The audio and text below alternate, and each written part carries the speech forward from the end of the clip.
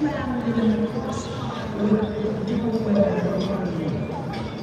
The ships can't pass through the Strait of Hormuz to get their gas and oil goods. Oh, this war will not be over as long as breath stirs in the battlefield with shrapnel in the heart. The masterminds in the Situation Room regurgitate wealth from their rigged algorithms. Petroleum, gas, coal, quarries of blood diamonds, rubies, sapphires, gold, purgatories of global profits, and minerals liberated in a mnemonic litany of deception, waged on the ashes of our forgotten. This war cannot be won because it is a war against mothers and children. It is a war against the grass, the trees, the stars, and the moon. It is an indictment against all of us, against humanity. Oh, mothers ravished, oh, children abandoned. How is it possible that the spit of the master shines even as it crushes the neck of a child? We are the children of dust and omissions, the tip of the seed that festers in men's greed and desire. Take our darkness and swallow it whole. Take our suffering that you might taste the fire of our revolt igniting beneath you. War is madness. What lies beyond the power of a bomb, beyond the ultimatum of threats, beyond the lies of the liberator who hands you a map in exchange for your land, your oil, your gas, your women? What is empire but the slaughterhouse of our dreams, a hungry ghost that feeds on itself?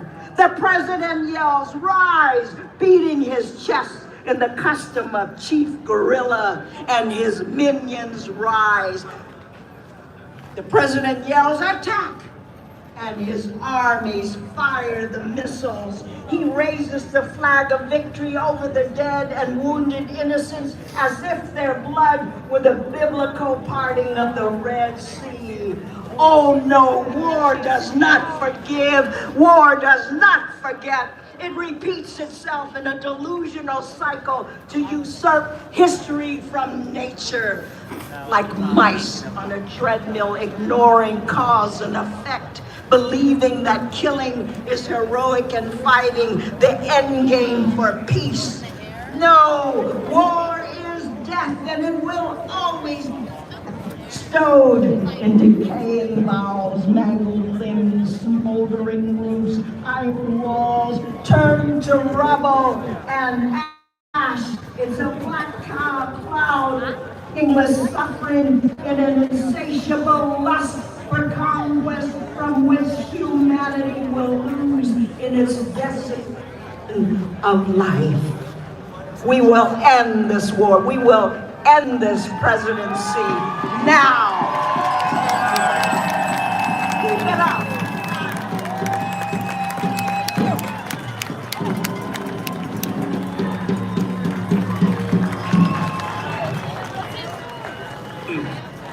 Oh, guys, hey, there we go. I'm back. Dang, I'm back. Thank you. So I'm going to introduce a group of veterans. I'm just going to introduce John, and John's going to be the moderator for us. So John and our veterans, please take it away.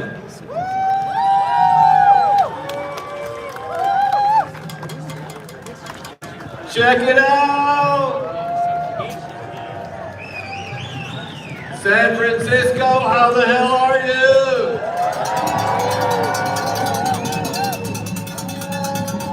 My name is John Kelly, and I am a third-generation combat veteran. I'm a nurse and I'm a union steward. All my care at the VA. So this fight is personal. I'm standing here with my fellow veterans from Veterans for Peace.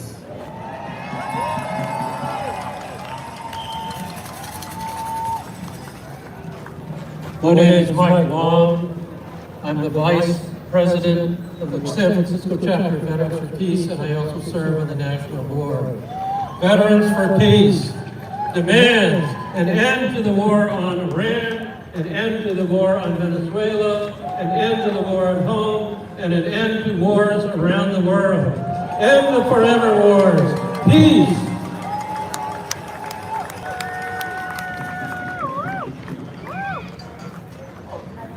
We are also here with the Veterans Healthcare Policy Institute.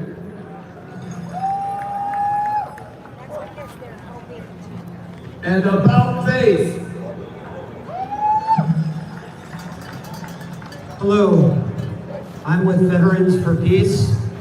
We're for the people, we're against the war. Brothers, sisters, friends, comrades, you have a place, and it is with us.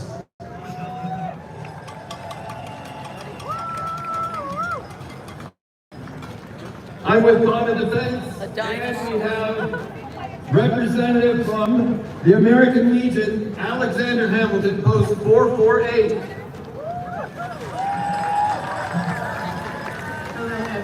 Hello everyone, my name is Veronica Sembres, and post 448 is the only LGBTQ. Will you take a picture if I stand next to him? LGBT. What are you doing? You don't want that? LGBT post in the nation, recognized by the American Legion. I'm proud to serve as Commissioner of Veterans Affairs, the first transgender officer in the district of the city of San Francisco. And I am an honorable and proud to be a veteran.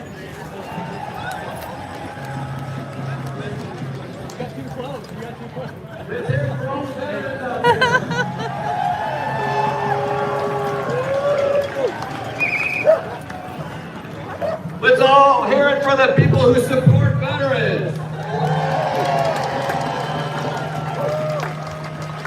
When the moment calls, veterans rise to it. Please stop by their tables and learn more about these veteran-led organizations. Before I go any further, we see you, we stand with you, and we're proud to be here beside you. Especially our trans veterans and those still fighting to be recognized and respected at home.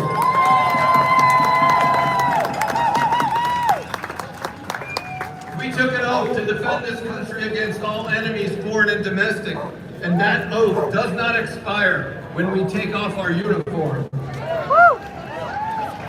Right now, that oath is calling us again, because what generations built is under threat. Let's be clear about what the VA actually is. The VA is one of the largest public healthcare systems in this country. It serves 9 million veterans. It plays a pivotal role in irreplaceable training for healthcare professionals, with over 40 healthcare professions trained throughout the VA.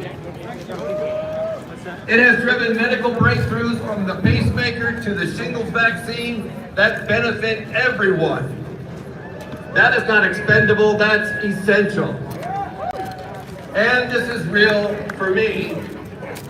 My former unit, the 82nd Airborne Division, was deployed to Iran.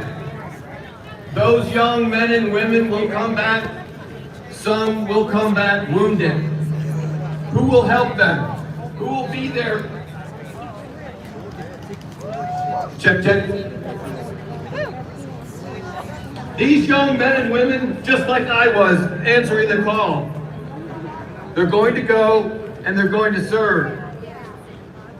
Here's the question. Because at the same time we're sending them to war, we're talking about weakening the very system that was built to care for them. This is unacceptable.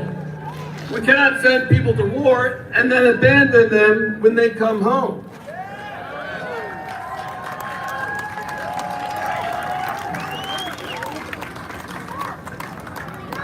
My personal experience with the VA has been exceptional and truly life-changing. I don't say that lightly because I've lived the difference firsthand. During a sleep study, it was found that my heart had stopped for several seconds. I went to a private doctor and he told me that I needed a pacemaker right away. I went back to the VA where they knew me and they told me, you don't need that at all. That's the difference between the VA and for-profit healthcare. The VA is built around people, not profit.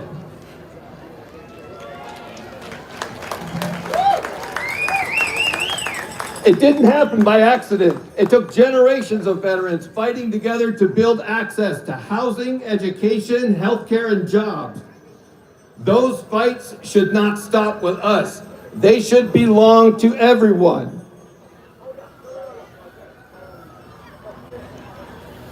Veterans are a part of every community. We are doctors, nurses, lawyers, and your neighbors. Instead of turning away, we came home ready to keep fighting.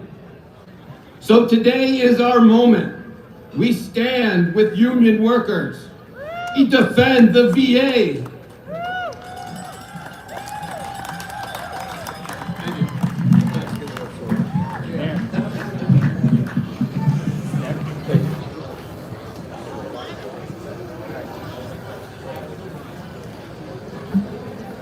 This fight will not be short. It will not be easy, but we have done this before. Veterans have always answered the call, and today we answer it again. San Francisco, thank you for listening, for showing up, and for standing with us. Sharing my story means something because you are here.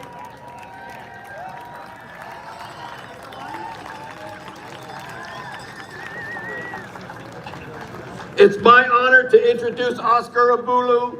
He's a Marine Corps veteran and community organizer, and former campaign manager, Rashida Tlaib.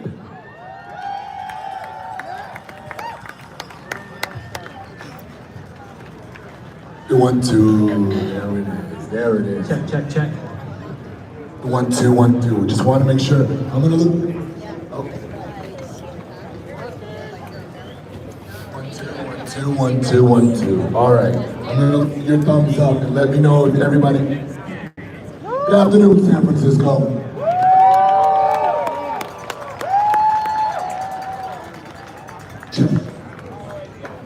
Good afternoon, freedom fighters. Good afternoon, activists. Good afternoon, everybody. My name is Oscar Abulu. I'm a Marine Corps veteran, a first-generation Latino, a San Francisco kid, and a member of a lot of these great institutions and veteran organizations that are behind me. I'm so proud to be here and so honored to be able to speak in front of all of you. Folks, not all veterans love war. Veterans fight for peace.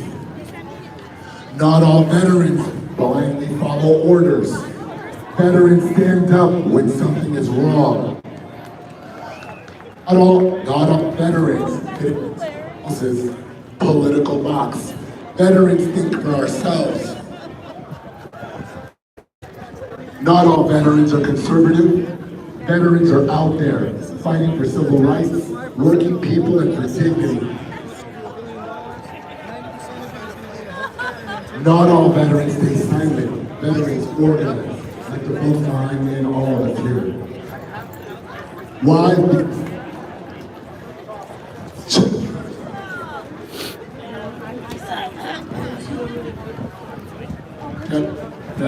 There it is. Now I'm hearing it. Why?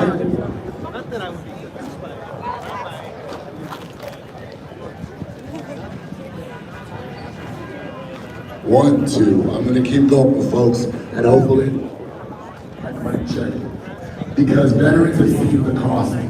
We've seen what happens when power goes unchecked. We've seen who pays the price.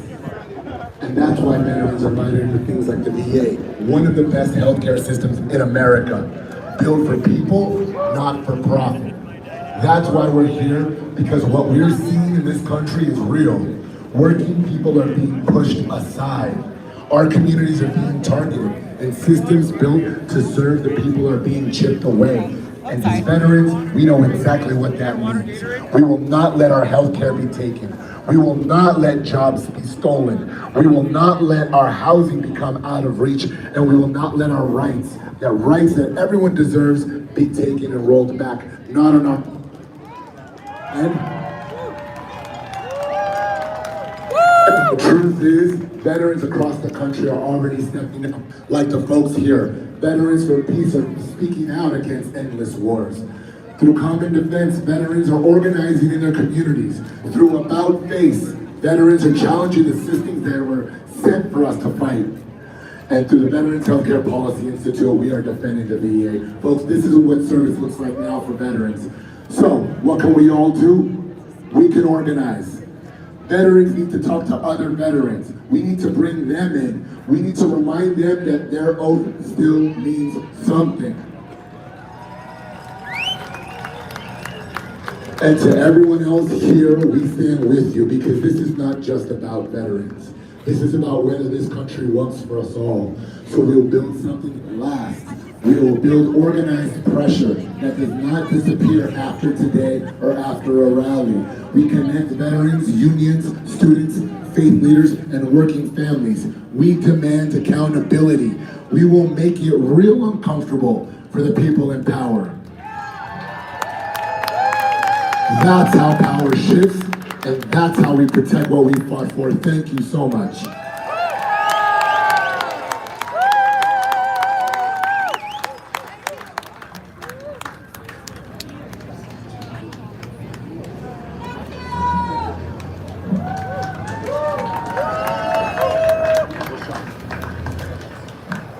Folks, and now we're going to introduce to our keynote speaker, John Kecker, a Marine Corps veteran.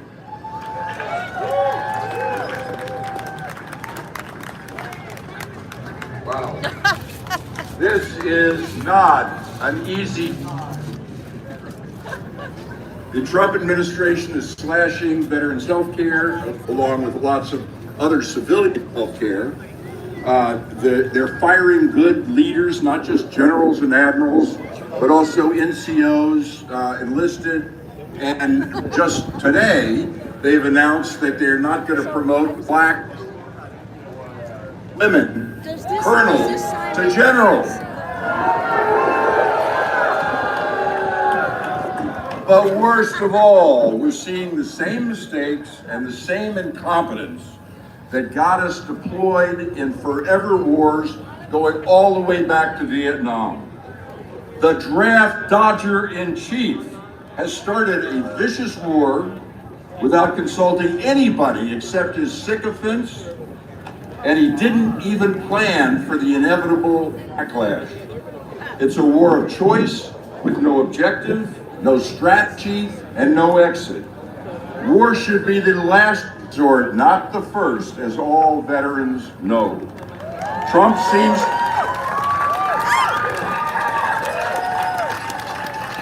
seems to have no interest or remorse. Not just for Americans, but for people all over the Middle East. Under Trump, long cherished beliefs about the rule of law and executive restraint have simply disappeared. But this is no longer just an assault on democracy and the rule of law. Now, the illegal use of our military is an assault on our Marines, airmen, soldiers, and sailors.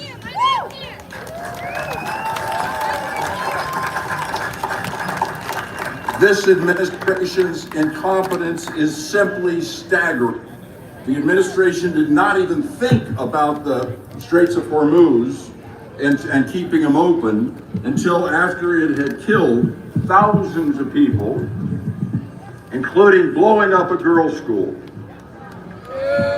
Since early last year, Trump has approved bombing in Somalia, Yemen, Iraq, Syria, Nigeria on Christmas Day, Iran, and Venezuela, all without congressional approval or even notice. He has used the military in American cities to deal with emergencies that don't exist, that he made up. He tries to politicize our military to fight battles against Americans, and who he calls the enemy within. That's you, all the No Kings attendees. He told a gathering of high-ranking generals and admirals at Quantico, we should have some of these dangerous cities like San Francisco as training grounds for our military.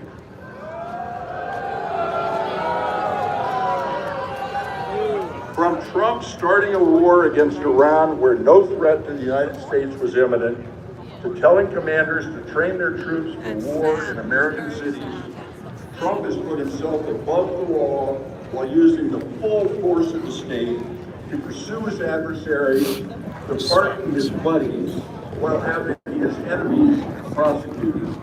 Not to mention his self-aggrandizement and grotesque corruption that he uses his office to enrich himself and his family. He lies about voter fraud. He defies judges. This is me right here. Policy and much else. I need my health care. Simply doesn't I'm an old man. exist.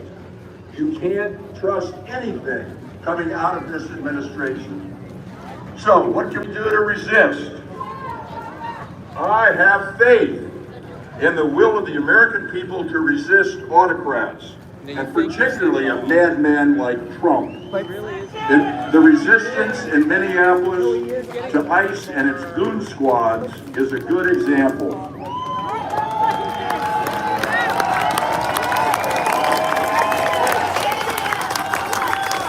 We should all insist that Congress reclaim its power over the use of force domestically and war abroad.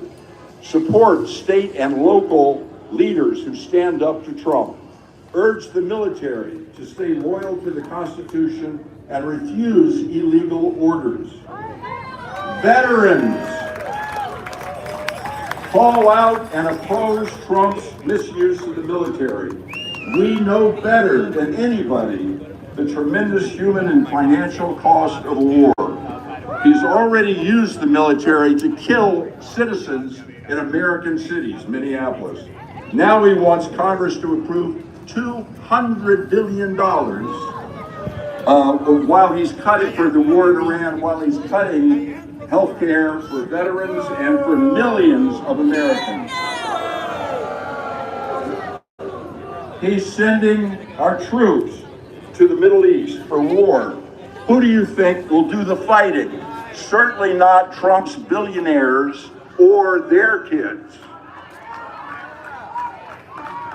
Veterans who were willing to risk their lives in combat have a lifelong commitment to protect our community and our country.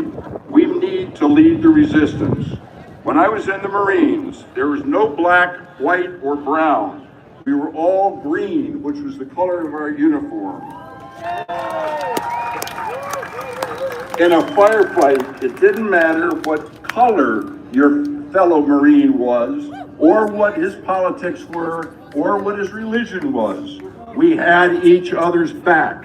We need that kind of solidarity in the face of Trump's war on democracy and on sanity.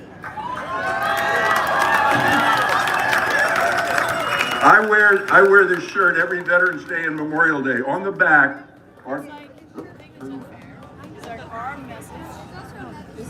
there are 1,000 names of people in my battalion, Marines in my battalion, 3rd Battalion, 5th Marines, who were killed in Vietnam. Trump called these people that went to war and got killed or got captured losers and suckers. No matter how you feel about the Vietnam War or the wars since then, these Marines and soldiers and sailors and airmen who died in that war were not losers or suckers. They were the opposite.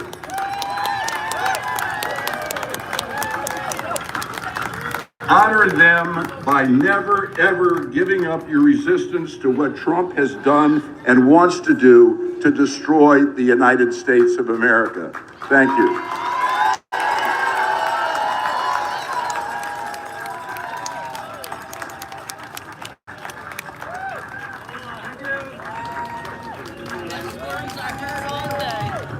Thank you so much for our veterans. We're running a little behind on schedule. And yes, thank you, Oscar. I was told that the streets are open, so please be careful with through traffic. I think it's the ones all the way around us. So if you're walking around, the streets are open. I'm gonna bring up our next speaker. She is from CNN. Where are my nurses at? What, Paul? 5051 and Indivisible were both sponsors or endorsers of AB 1900, and it would have been malpractice if we didn't have them on. They've also been one of our closest allies. We've had them speak at every one of our rallies, and when I reached out, I said, hey, we're not ending that. So please help me bring up Michelle Vogt.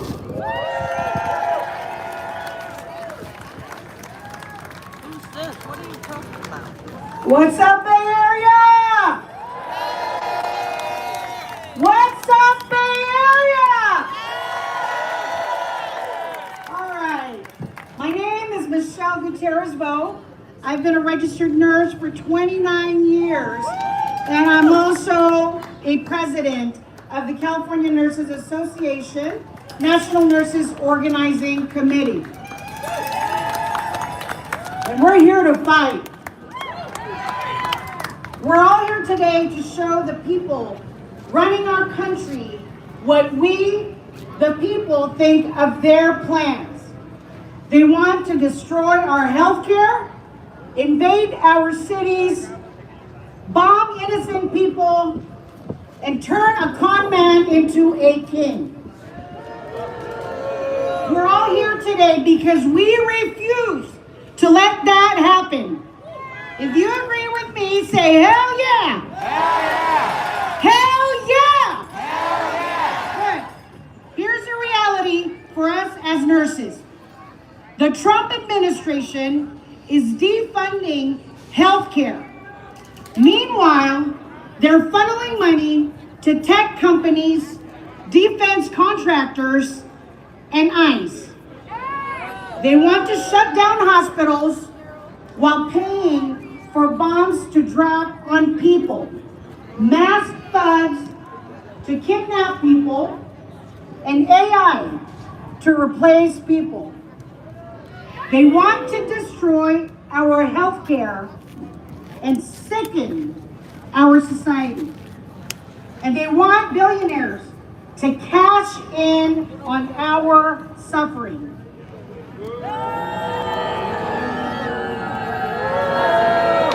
Union nurses know we can't just talk about the problems. We need to figure out the solutions. And we know that's why we need to abolish ICE. And we need to end Trump's war on Iran and the genocide in Gaza and end the blockade on Cuba.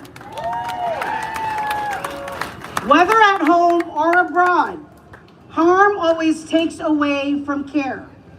Harm is the federal agent who murdered Alex Preddy in Minneapolis. Harm is the bombs being dropped on innocent people in Gaza, Iran, Lebanon, and across the world. Harm is the patients dying in Cuban hospitals because of the U.S. blockade on fuel. That's right. We need health care, not warfare. We need to stop harm so we can provide care. We need to provide care so we can have a healthy society. And we need to fight for Medicare for all. Because health care is a human right. We need to care about everyone who needs health care, housing, and a good union job. We need to care about our children's education, and we need to care about ending corporate domination of our lives. We need to care about people being forced to leave home, whether it's because of war, U.S. foreign policy, or higher rents. We need to care about our planet, our safety, our peace, and the beauty of the one life we're each given. I am a nurse because I care. You don't have to be a nurse to care. And we're all here today because we all fucking care. Thank you for caring and keep caring. It's the best way forward we have. So when we fight, we win. When we fight, we win. When we fight, we win. Thank you.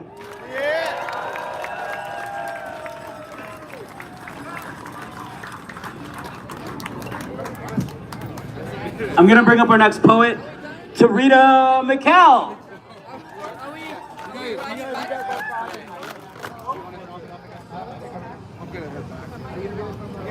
No kings, right? No kings.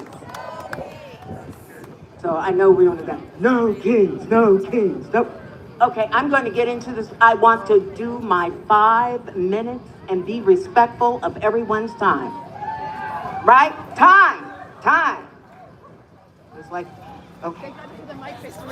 Her sermon on the Mount, because our babies are suffering. And all of us were once babies, correct? Oh yes, we were once babies. So, her sermon on the Mount, God, He's good all the time. God, He's good. He watches over us. He takes care of us. Watch them take my baby, rape my baby, hang my baby, shoot my baby, lynch, butcher, and burn my baby, drown my baby, castrate my baby, lobotomize my baby, jail my baby, traffic my baby, imprison my baby, take land, culture, history, and home away from us and our babies, because God is good. He works in mysterious ways. Oh yes, He does. His ways are mysterious. God, He's good, so good, all the time. God, He's good all the time, watching them commit genocide on our babies, kidnapping our babies, drugging our babies, make them prey on our babies, prostitute our babies, starving our babies, miseducating our babies, turning them into killers, sending our babies to war to return them in flag-covered coffins, our babies, shooting our babies, offering them up as sacrifices for our sins, sending them to a better place, because we're born broken, don't you know? God, He's good. He's good all the time. My country tells of thee, sweet, one nation under God, with liberty and justice for shh. Quiet, child. That God switched habitats for humanity off long ago. He demands insanity, runs His worship. Cut stars from sky, gave a hysterectomy, now a cross we bear. Death commands, we rely on His word. His will be done, kills her son, because this God is not into woman, earth, children from the womb waters, nor is He into sun, moon, reasons to season seas, cooked just right. Her mathematics unholy, her knowledge a sin in this garden. Only He can be righteous. Are you listening, child? Your prayer ends with a man. A group of men casting monotheistic charms, absolving one another from faults without end. But know this, child. Dog is man's best friend, not woman. Can you see? The anadrome for dog is God. Whether coming or going, this bell tells you to sit, heel, fetch, stay down, bitch, and wonder not why you are treated worse than, or why you cannot think beyond his stupidity. Ask what is blasphemy, sacrilege, heresy. What does that look like? How does it behave? What is its purpose? Who pronounced its judgment? What antecedent brings the forfeit gate of its act? What kind of membrane allows certain things in and certain things out of the good of its hell? Who does it serve? God? Is he good? Is he good? Is he good all the time? It's up to us to be the God we trust.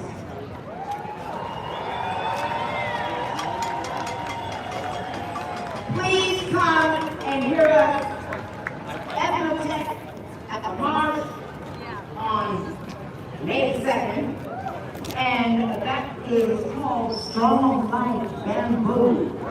We have all nationalities representing storytelling to share how we come together and be aware of how to make things happen for all of us. So we give thanks today, and no more kings, no more kings, and no more elitist attitudes. Yeah.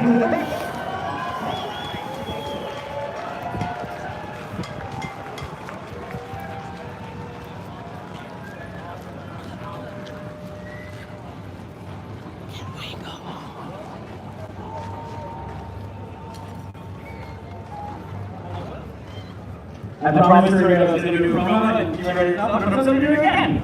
Serena will be performing with Ethnotech as part of the San Francisco International Arts Festival on Saturday, May 2nd. So check that out. She was great. But I'm going to bring up one of my favorite people to the stage now. Alex, you in?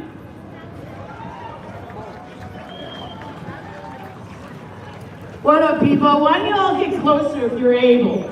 Because it's easier to talk to you, it's easiest to be in community if we are closer. Not that close. No, it's easy. Just keep coming. Just keep coming. Let's make this a rally. Let's end with a rally. Come on. Get us in here. Come on, get us in here. Come on, get us in here. I know it's been a long day, and I really appreciate all of you for staying this long for the transgender, queer, and non-binary happy hour right now that we're about to do.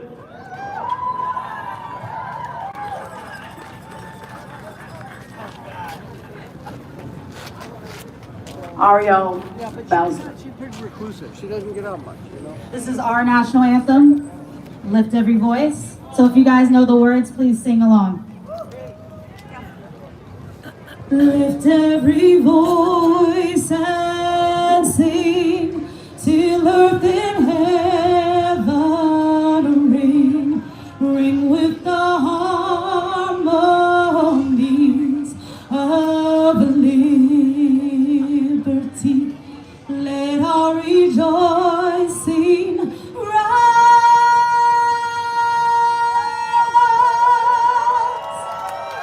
high as the listening skies. Let it resound loud as the roaring sea. Sing a song full of the faith that the dark past has taught us. Sing a song full of the hope that the present has brought us. Facing the rising sun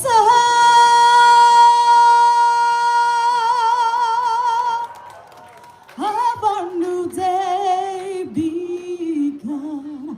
Let us march on till victory is won. Let's put your hands together for Ariel Bowser. Be BOWSERARIEL, and this is my niece, and she's one of the top Billboard artists, so look her up. All right, my turn. Okay, so let me just get rid of that. So look at us. Give yourselves a round of applause because you hung out and we're here. You know, we had 100,000 people today. And you know, when the city gives you only 100,000, how many do you think was really there? It's probably 150. So this is what 100,000 people looks like when we realize our own power and choose to rise together. Let's also give a big cheer to the organizers.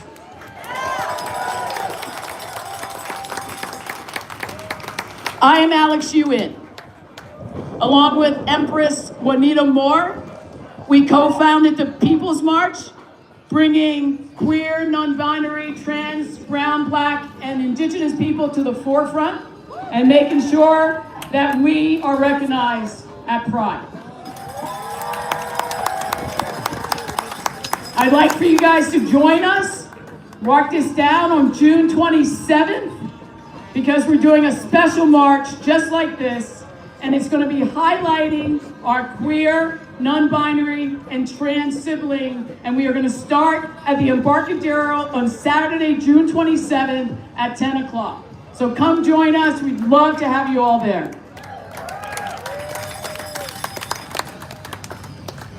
I am a proud Black, non-binary, queer, and I am not intimidated. I am prepared.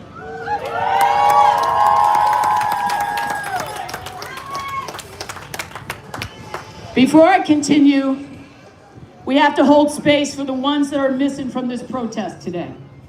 So let's give a shout out to the ones at work right now because they couldn't afford to be here, but they have their fist up in solidarity.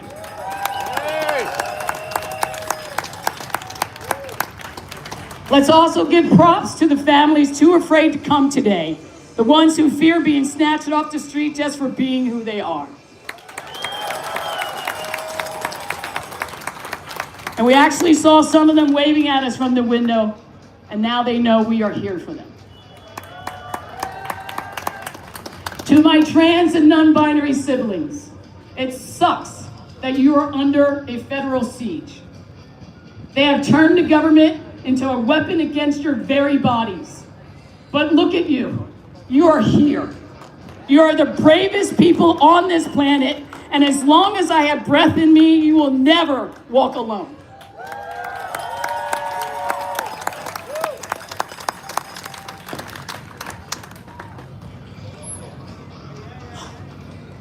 And I have to shout out to the person who keeps me standing. To my love of 28 years, you are my backbone. Being white and married to a Black person in the 21st century still isn't a walk in the park. But it's a choice you make every day to stand in the fire with me, and thank you for never flinching.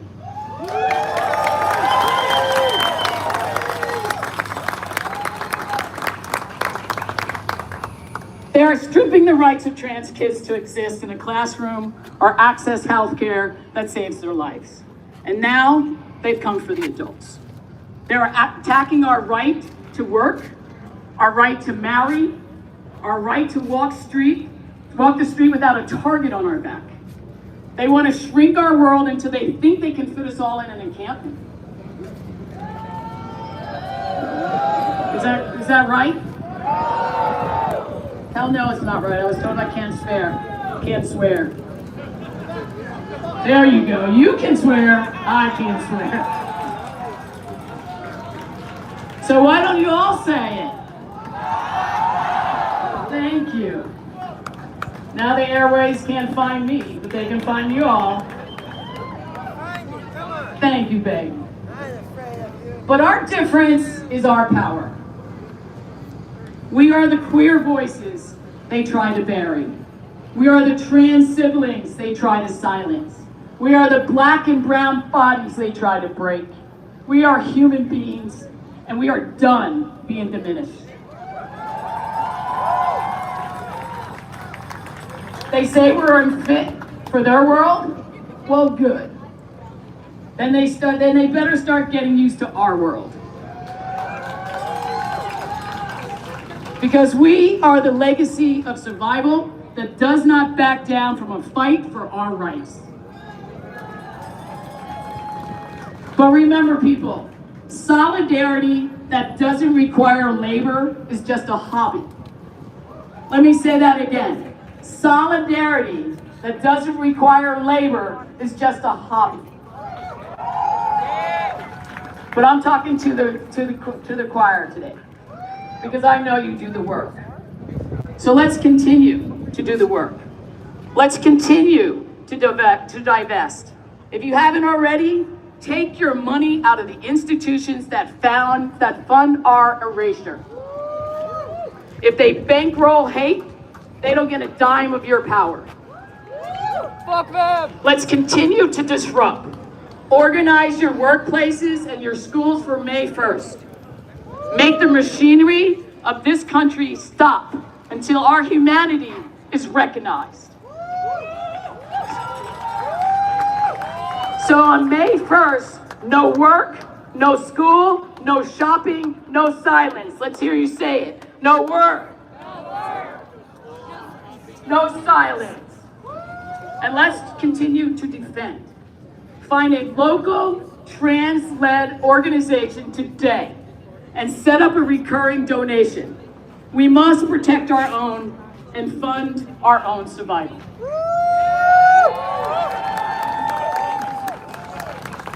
When trans lives are under attack, what do we do? When trans lives are under attack, what do we do? When queer lives are under attack, what do we do? When queer lives are under attack, what do we do? When black and brown lives are under attack, what do we do? When black and brown lives are under attack, what do we do? What do we do? What do we do? Stay loud, stay proud, and stay together. We are here. Thank you.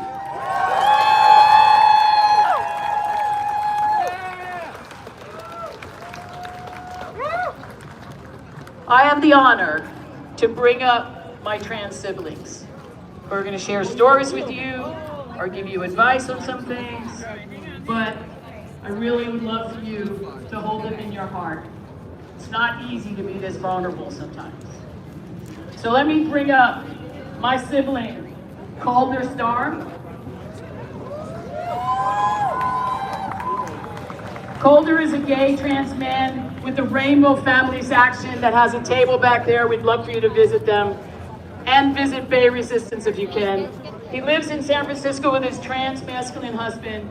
There are 2 teenagers, one who's non-binary and one is trans. Put your hands together for Calder Storm. Thank you, Alex. It's an honor to be here among this group of speakers. Hi, I'm Calder. Today, I want to tell you the story of a black trans woman named Erica Mosley. She was born on March 21st, 1980 in Los Angeles into a modest but happy life with her parents and older brother.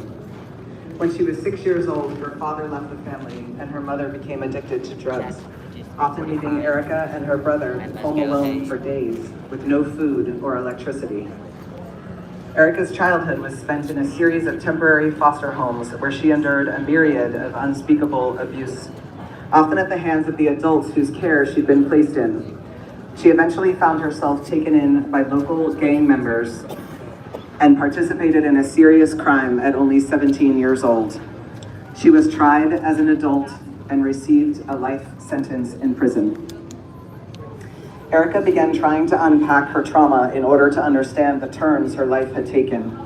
She spent a year in a hospital ward for inmates dedicated to therapy and healing and was chosen as a mentor for new arrivals. She discovered more of her authentic self and came out as bisexual. She went on to come out as trans while incarcerated. Even though she was housed in a California state prison, she fought for over 2 years to acquire basic hormones and even longer for additional gender-affirming care. Despite her years living as a woman, she was always incarcerated in a men's prison. Erica finished her GED